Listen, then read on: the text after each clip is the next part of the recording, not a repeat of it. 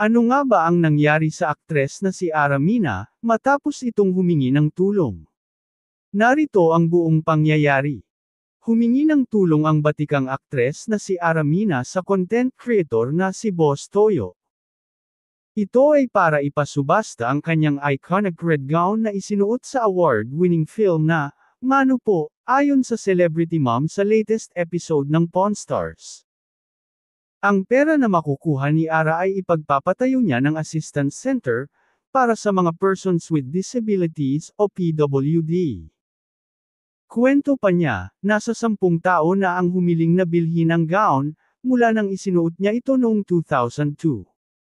Nabanggit din niya na very trending ang backless style nito at halos makita na ang kanyang puwet. Itong gown na to madalas to mag-trending kasi di ba sila Beyonce, sila Kim Kardashian, nagganyan na nag-low back, say ni Aramina.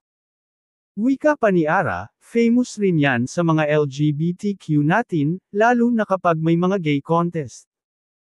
Gusto ko siya ipa-auction.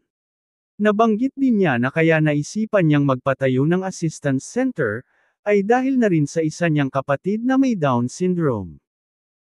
Plano kong magtayo ng assistance center sa Santolan, pagbabahagi ng aktres. Paliwanag pa niya, yung assistance center pwede tayong mag-assessment, therapy.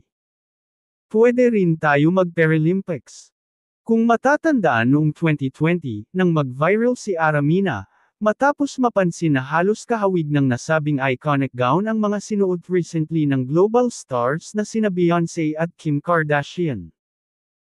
Maaalala rin na dahil sa Mano Po, ay nakuha ni Ara ang kauna-unahan niyang Best Actress Award.